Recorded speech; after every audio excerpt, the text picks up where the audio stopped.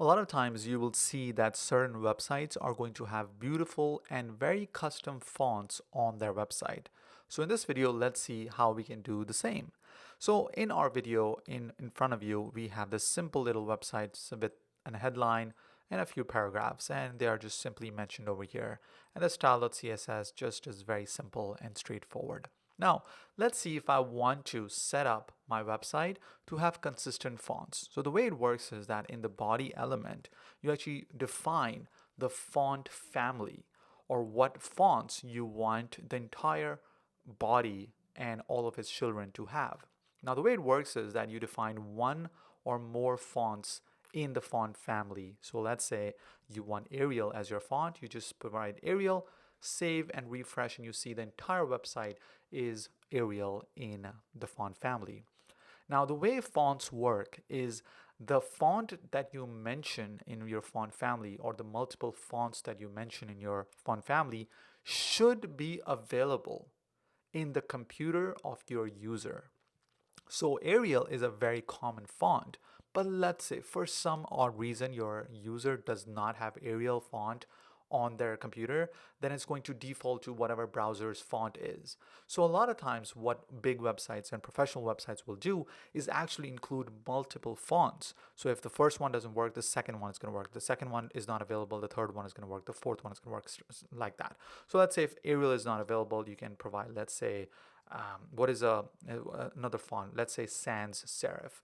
So sans serif font and serif font, the difference is that sans serif are fonts which look like with sharp edges, the way Arial, the way you see it right now, and serif fonts are the ones with the weird curly edges, right? So if I just remove it, if I just put in serif over here and just put a serif, you see they have these curves, and the board the edges are kind of curvy. They're not sharp, right? You see the H over here, the A over here, the edge on the D. But if I make it sans serif, save, refresh, it's straight lines, right? So that's the difference between serif and sans serif fonts.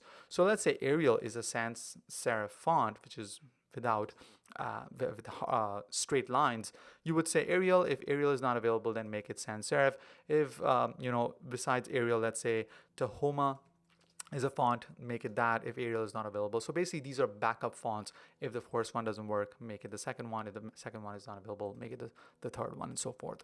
So that's one definition. So you first of all set the body with the overall font, but let's say a lot of times your H1 elements or your headlines are going to be different. So let's say you want your headlines to be different. So let's say the font family, you want it to be Georgia, which is a very beautiful font. I really like it. So Georgia, if Georgia doesn't work, make it Times Roman. If Times Roman doesn't work, make it Times. If Times doesn't work, make it serif, right?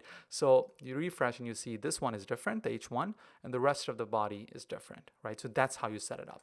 Now, the fun part is that let's say if you want a custom font. So we're going to go to Google Fonts and search for a font that you want. So you go, and they have a lot of these beautiful fonts. So let's say if you really look for a good font. So let's say if you like this one. It says Kosugi Maru, all right?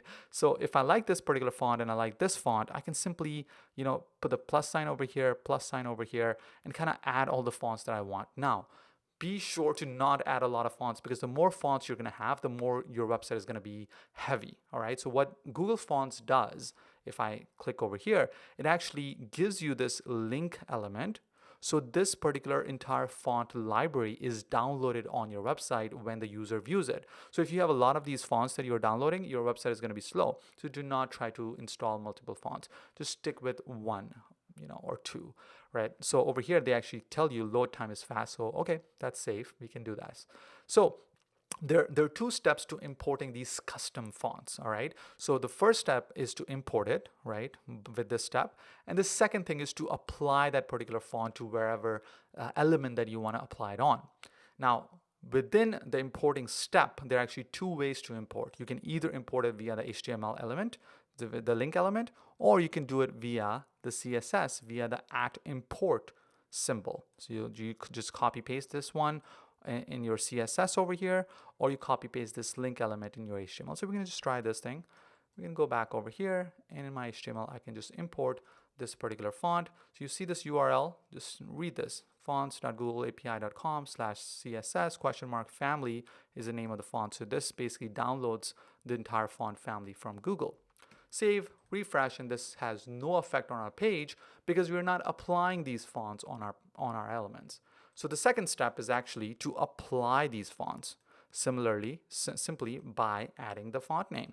So let's say if I want my headline to be Kusugi Maru, okay, I can simply come over here and say, okay, the H1's, my primary font is Kusugi Maru. All right, save, refresh, and you see the Kusugi Maru font is applied. Beautiful, right? And I want my rest of the body to be Roboto condensed. So I can just copy this, and I can just put Roboto condensed in my body, refresh, and you see Roboto condensed is the rest of the body. So that is how you make your websites beautiful with custom fonts. And one last sentence I want to say is that you make websites or design beautiful by taking care of the spacing and the fonts. And that's pretty much it for this video. I'm going to talk to you in the next.